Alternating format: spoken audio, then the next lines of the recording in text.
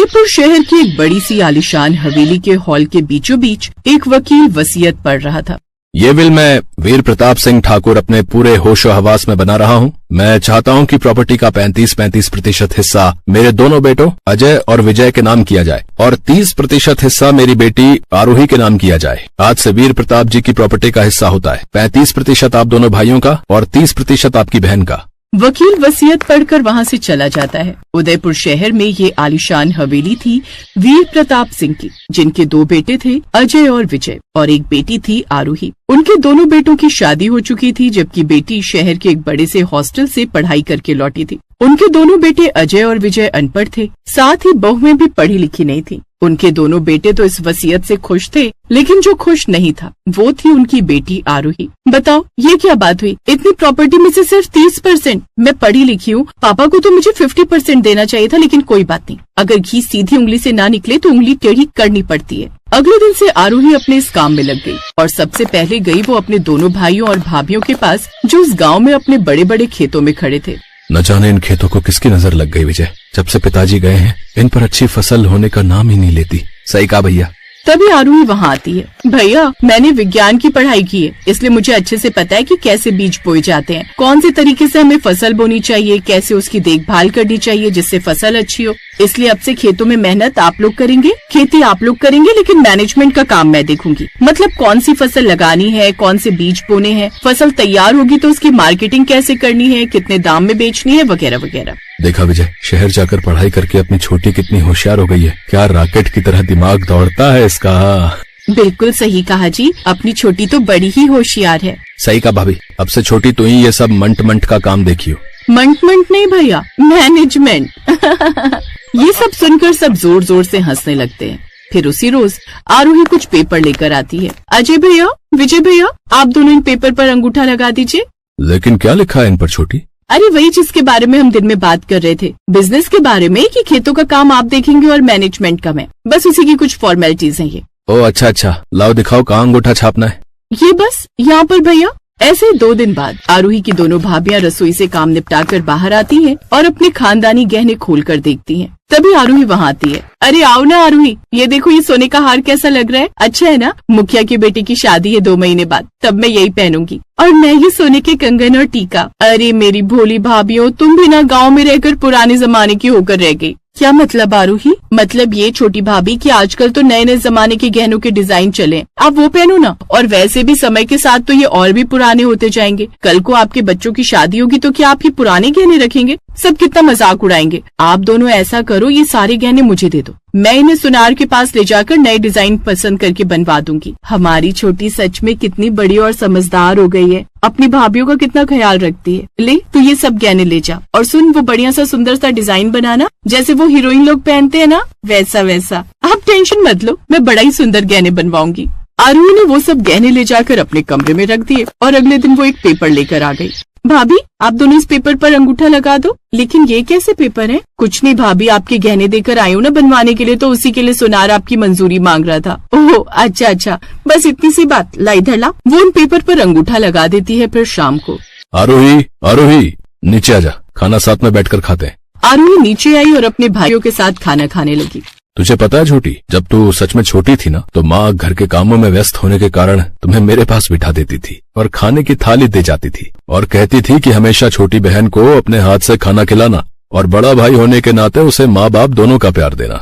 ये कहते हुए उसकी आंखें भर आई। क्या भैया आप फिर से इमोशनल हो गए? वैसे खाना बहुत अच्छा बना है, भाभियों के हाथ में कमाल का जादू है।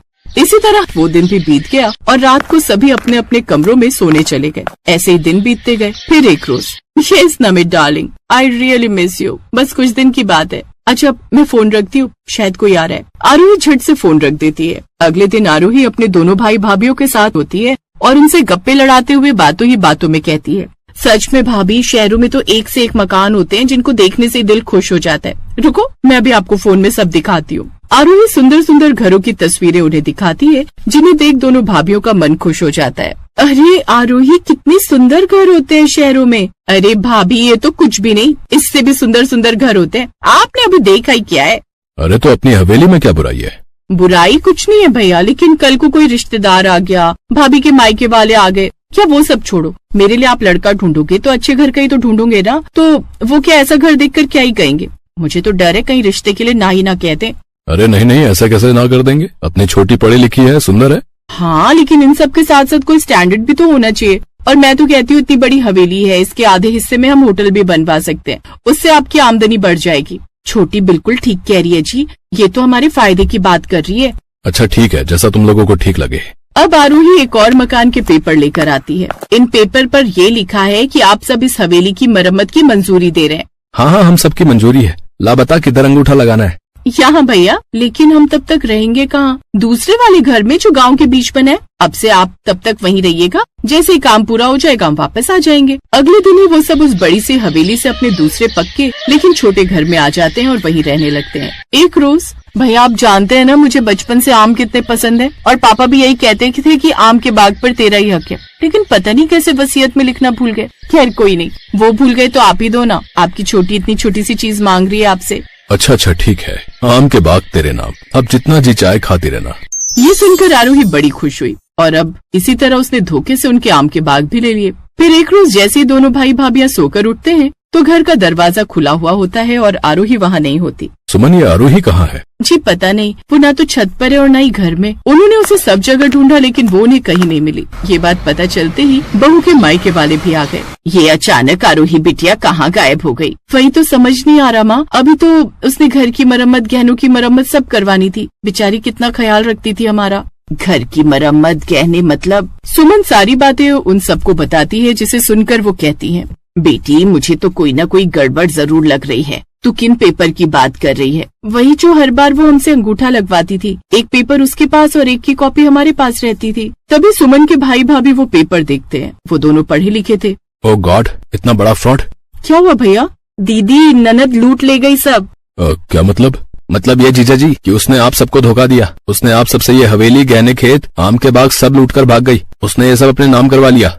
हाय दैया, इसका मतलब ननद लूट ले गई सब। अजय और विजय अपनी जिस बहन को इतना प्यार करते थे, आज उसी ने उन्हें धोखा दे दिया। आज उन्हें समझ आया कि शिक्षित ना होने की कितनी बड़ी सजा उन्होंने चुकाई है। अगर आज वो भी शिक्षित होते तो उनके साथ ये छल ना होता। लेकिन अब आगे क्या होगा? क्या वो दोनों अपनी लुटेरी बहन को ढूंढ पाएंगे? आप लोगों को क्या लगता है? क्या उन्हें अपनी बहन को माफ कर देना चाहिए? आखिर इसमें गलती किसकी थी? उन भाइयों की जिन्होंने अनपढ़ होकर अपनी बहन को खूब लाड प्यार दिया, या उस बहन की जो अपने ही भाई भाभी को लूट कर भाग गई? आप क्या सोचते हैं? इस बारे में हमें कमेंट सेक्शन में जरूर बताएं।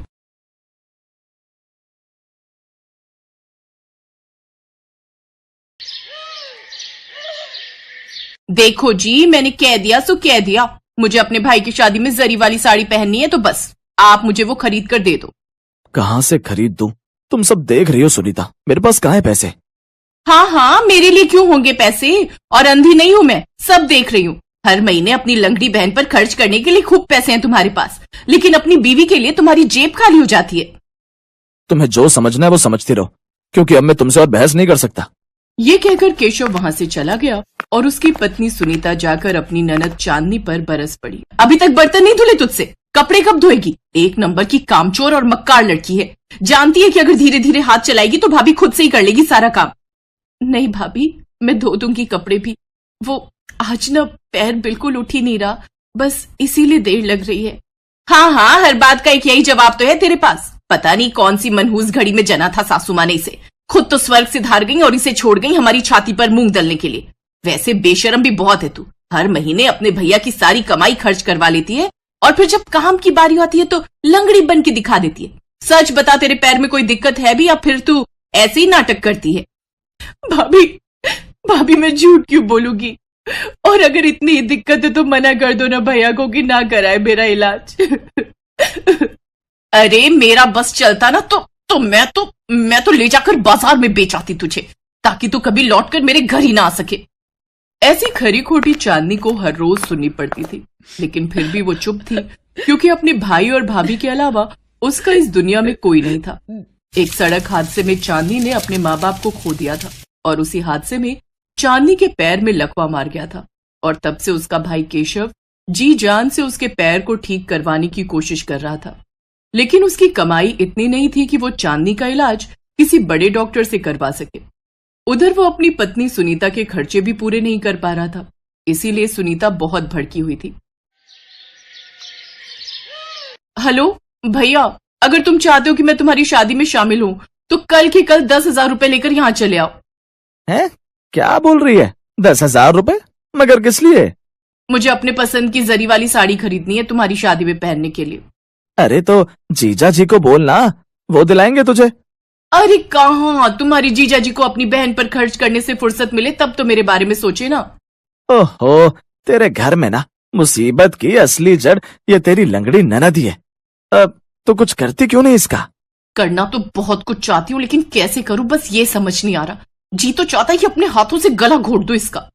अरे अरे बहना, इतना सब करने की जरूरत नहीं है।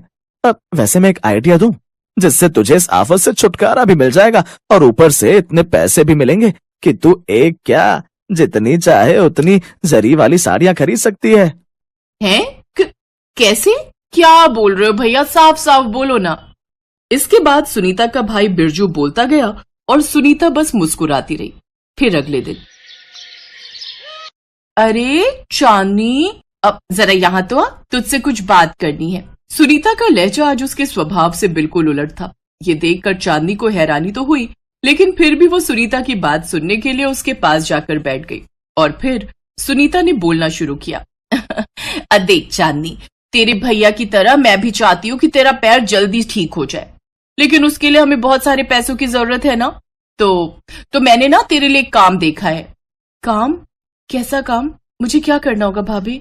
अब ज्यादा कुछ नहीं, बस वही सब जो तू घर में करती है, झाड़ू पोछा बर्तन खाना पकाना। और सबसे बड़ी बात, तुझे शहर में एक बड़ी सी कोठी में रहने को मिलेगा और हर महीने बढ़िया पैसे भी मिलेंगे। लेकिन भाभी, आपने भैया से पूछ लिया क्या? अब हाँ, उन्होंने तो फौरन हाँ कर दी। बस वो तुझसे कहने की हिम्मत नहीं जुटा पा रहे तो मुझसे बात करने को कहा। और मेरी मान तो तू भी ना उनसे इस बारे में बात मत करना, बेकार में वो उदास हो जाएंगे। अच्छा, अब अगर भैया भी यही चाहते हैं तो मेरे पास ना कहने की कोई वजह ही नहीं है भाभी।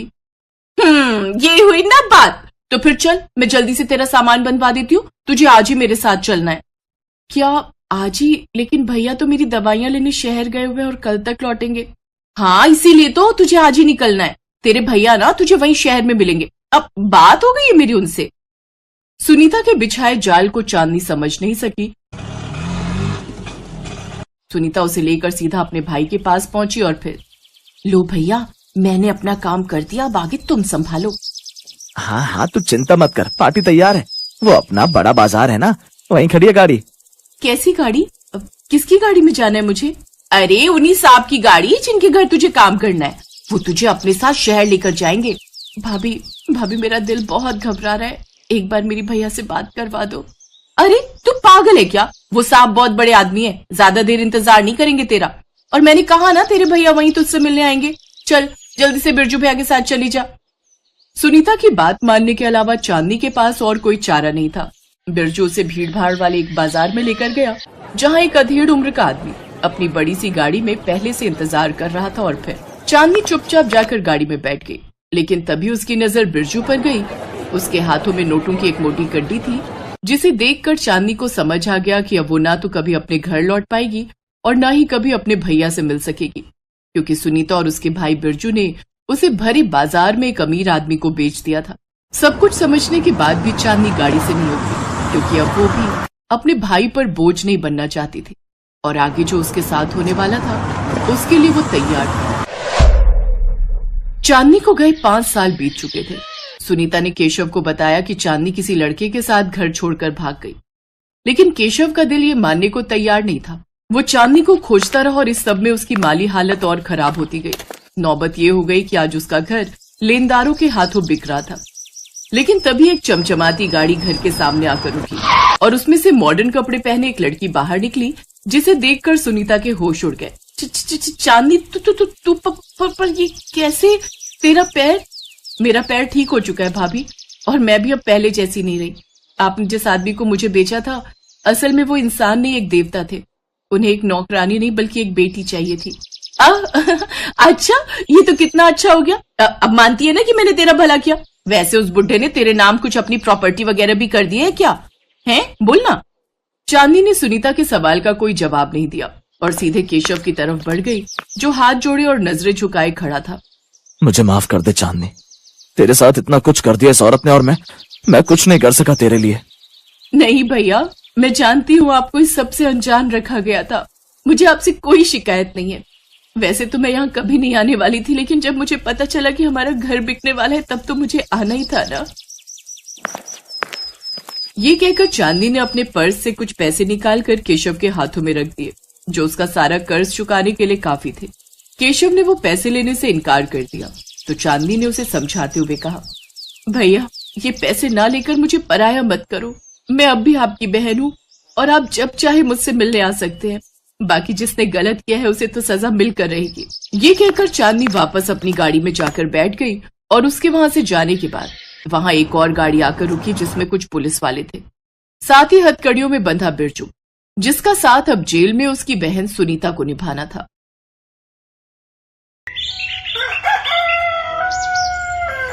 मिर्जापुर गांव में सुधीर अपने बेटे मयंक और पत्नी रुमला के साथ रहता था। सुधीर बहुत गरीब था। वो गांव में पानीपुरी का ठेला लगाया करता था, जिससे उसकी रोजी रोटी चलती थी। मयंक 19 साल का था, लेकिन तब भी उसका बचपना नहीं जाता था। वो अपने दोस्तों के साथ सारा दिन गांव में घूमता फिरता रहता और उसका बूढ़ा पिता पानीपुरी का ठेला लगाकर घर चलाता। गर्मियों का महीना था। गांव के पेड़ पर अमियां लगी थीं और मयंक गांव के लड़कों के साथ उन्हें तोड़ने के लिए पेड़ पर चढ़ा। उसने थोड़े से आम तोड़े ही थे कि तभी उसका बैलेंस बिगड़ा और वो नीचे गिर गया।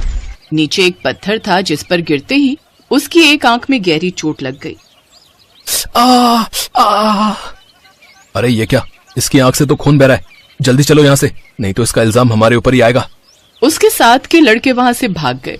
फिर किसी ने ठेले पर काम कर रहे सुधीर को खबर दी।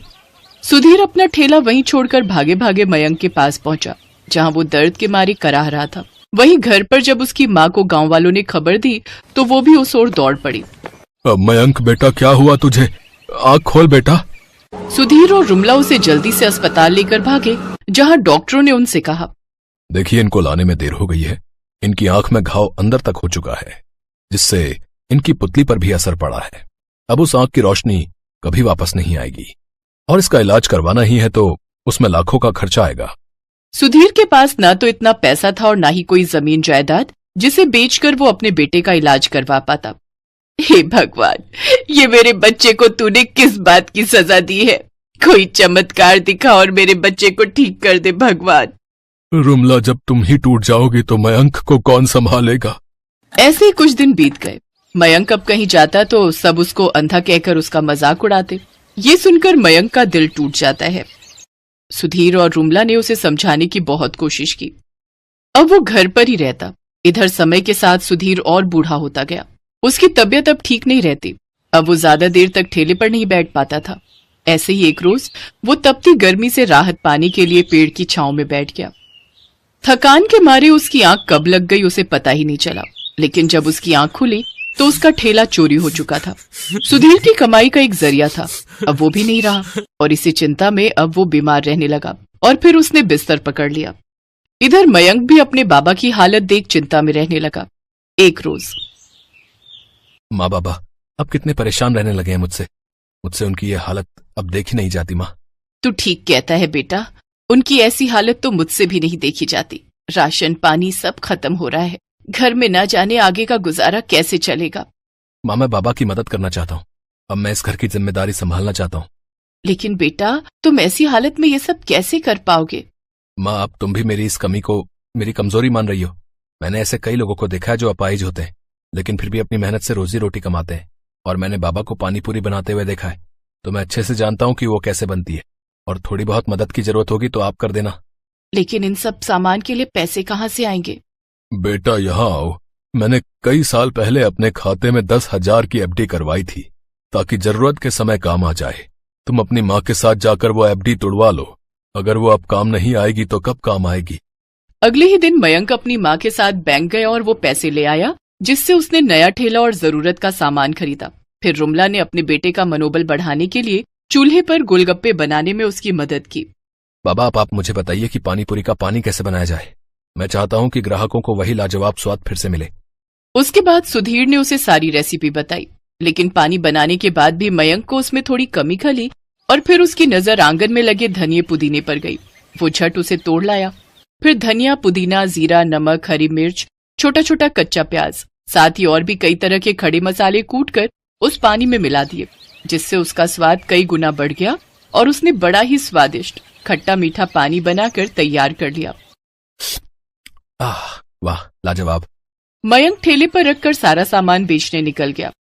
अरे वो देखो, सुधीर का अंधा बेटा निकला है पानी पूरी बेचने। अरे ये कितने भी कोशिश कर ले, लेकिन जो स्वाद सुधीर की पानी पूरी में था ना, वो इसकी में कहाँ होगा। चलो फिर भी खाकर देखते हैं, बड़े दिनों बाद तो गांव में पानी पूरी देखने को मिल रही है। वो दोनों ग्राहक मयंक के ठेले पर पानी पूरी खाने लगे, लेकिन उनमें से एक ग्राहक बोला, अरे वाह, ये मसाला पानी पूरी खाकर तो मजा आ गया भाई। सचमुच ये तो सुधीर की पानी पूरी से भी बहुत स्वादिष्ट है। सचमुच भैया, कमाल का स्वाद है इस पानी पूरी में। इससे पहले मैंने इतनी स्वादिष्ट मसाला पानी पूरी नहीं खाई। उस दिन मयंक की खूब कमाई हुई। उसके पास ग्राहकों की भीड़ लग गई। उसकी सारी पानी पूरी खत्म हो गई। शाम को मयंक खुशी खुशी घर लौटा। अब वो हर रोज मसालेदार पानी पूरी बनाकर लोगों को खिलाता। अब तो उसके पास इतनी भीड़ रहती कि उसे काम पर अपने साथ एक और लड़के को रखना पड़ा। धीरे धीरे सभी लोग मयंक को मसाला पानी पूरी वाले के नाम से जानने लगे। अब उनकी आर्थिक स्थिति सुधरने लगी थी। एक रोज मयंक अपने पिता से, चलो बाबा, अब दिल्ली चलते हैं, अब वहीं जाकर आपका इलाज करवाएंगे। नहीं बेटा, मैं तो बूढ़ा हो गया हूँ, तू अपने बारे में सोच और अपनी आंख का इलाज करवा। घबराइए मत बाबा, मेरे पास अब इतने पैसे आ गए हैं कि मैं दोनों का इलाज अच्छे से करवा सकता हूँ। दोनों ने दिल्ली जाकर अपना इलाज करवाया। दोनों पिता बेटे एकदम ठीक हो गए। फिर दोनों वापस आकर मसाला पानी पूरी का काम मिलकर करने लगे, जिससे उनकी आमदनी और भी बढ़ गई। अब उनके ऊपर से दुखों के बादल छट गए और वो सब खुशी खुशी एक साथ